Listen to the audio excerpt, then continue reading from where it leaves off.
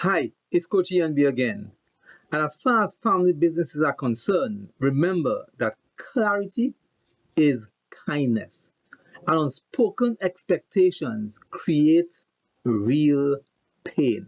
So again, clarity is kindness, and unspoken expectations create real pain. So again, we are here. Let's talk family business. And today we are going to speak about the third pillar of the family charter.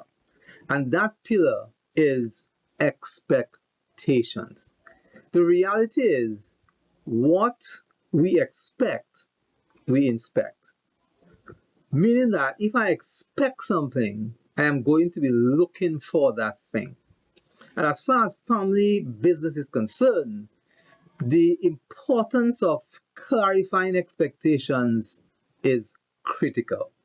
What do I mean? Well, let's dig a little bit deeper.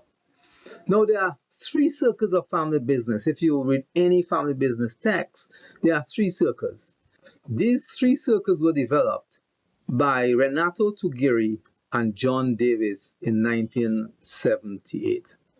Now, these three circles are family, ownership, and business. So you have a family circle, an owner circle, and a business circle. Let me explain them a little bit more as we walk through what is expected or how do we clarify expectations and therefore ensure we're inspecting the right thing and remove chaos and create clarity. Now these three circles intersect, and where they intersect create a different dynamic.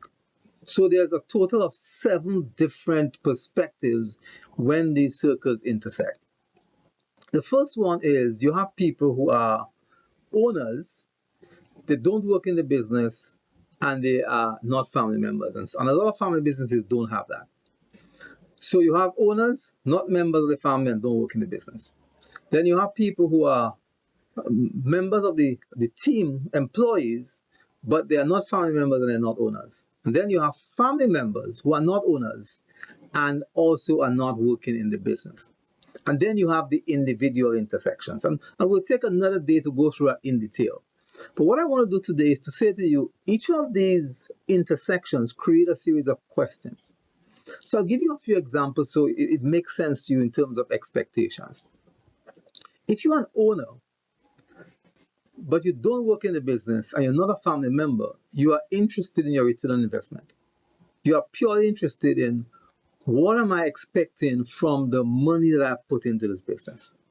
Now, if you're a family member, but it's a family business and you're not an owner, you're going to want to know how does this affect my standing in the society, in the community, and how does this help me in securing my own path to either financial freedom or what I want to do in society. If you are a member of the team, you're not an owner, and you're not a family member, your question may be, can I be treated fairly in this organization as a family business?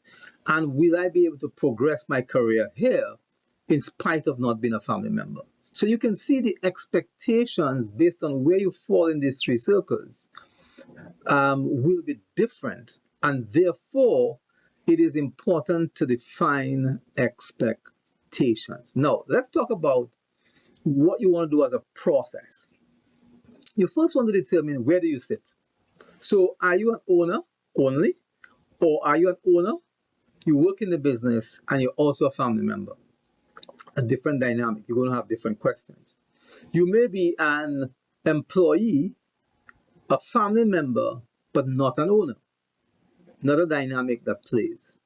You may be a family member who is an owner but who don't work in the business. That's a different dynamic.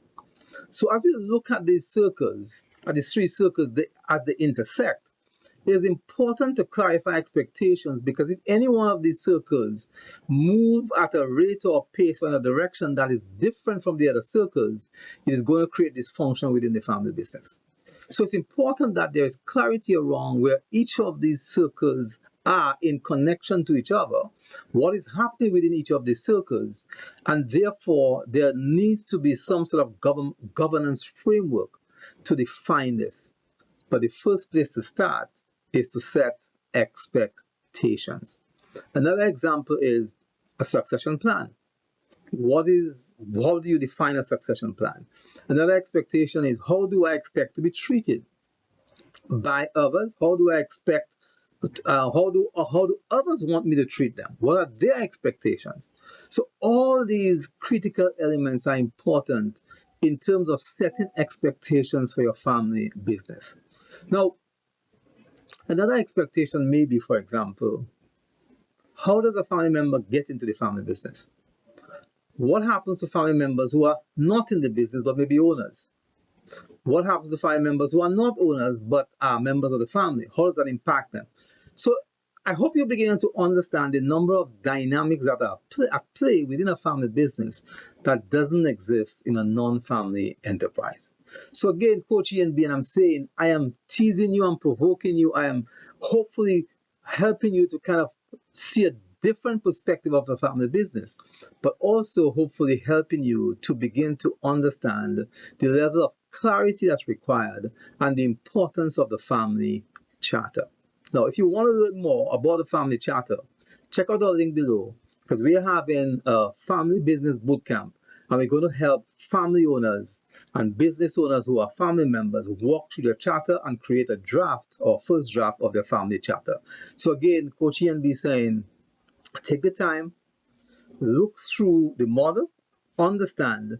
If you need some help, reach out to us. We'll be able to help you to work through your family charter. So until we speak again next week, when we're going to look at the fourth part of the pillar, take care, stay safe, be blessed.